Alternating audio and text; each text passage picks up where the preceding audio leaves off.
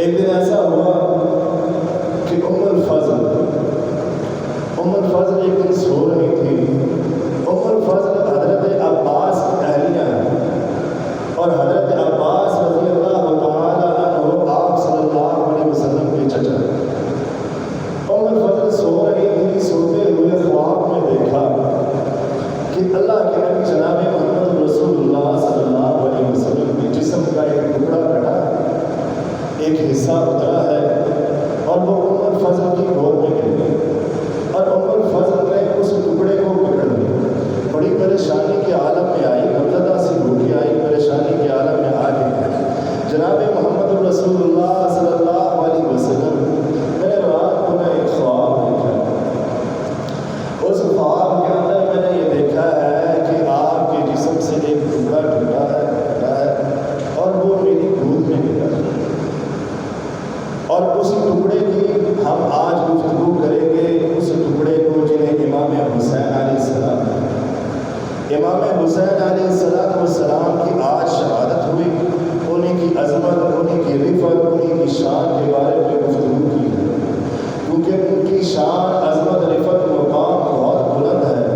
مگر کچھ لوگوں نے ان کی شان کو، عظمت کو، رفت کو اتنا کم کر دیا، کہا کہ عقیدت ہے، مگر عقیدت نہیں، در حقیقت اس شان کو، عظمت کو نیچے لے جائے.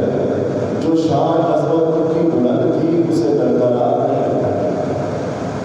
آپ صلی اللہ علیہ وسلم نے جب ام الفضل کا یہ خواب سنا تو ام الفضل سے کہنے لگے، ام الفضل تو پریشان کیوں ہو رہی ہے؟ یہ خواب تو بڑا اچھا خواب ہے.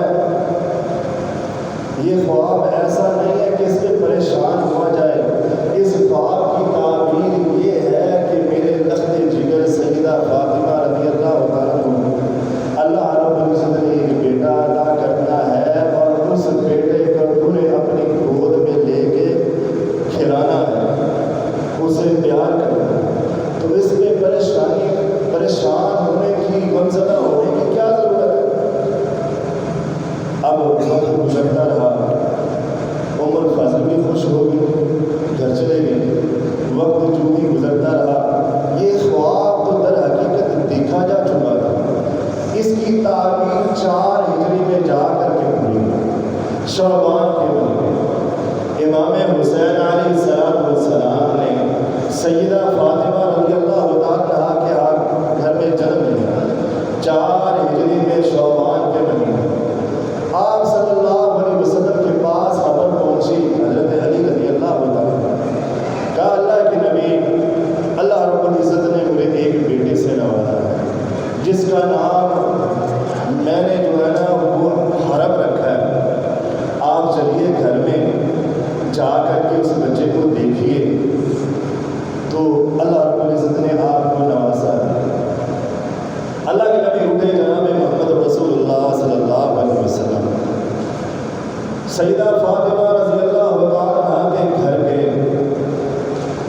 اپنے لخت جگر امام حسین علیہ السلام کو اپنی گود میں اٹھایا اور حضرت علی سے دوبارہ سوال کیا، اے علی، اس ننھے سے پھول کا تم نے کوئی نام بھی رکھا ہے کہ نہیں رکھا؟ حضرت علی کہنے لگے، اللہ کے نبی، میں نے اس کا نام حرب رکھنا ہے، حرب. حضرت محمد رسول اللہ صلی اللہ علیہ وسلم نے فرمایا، اے علی، تو نے اس کا نام حرب نہیں رکھنا اور نام بھی تو نے نہیں رکھنا اور اس کا نام بھی حرب نہیں رکھا جائے گا. حضرت علی رضی اللہ تعالیٰ عنہ جو ہے وہ باتوں کا تبادلہ کرنے لگے. اے محمد رسول اللہ صلی اللہ علیہ وسلم، میرا یہ لخت جگر میرا بیٹا ہے، اگر میں اس کا نام نہیں رکھ سکتا تو پھر اس کا نام کون رکھے گا؟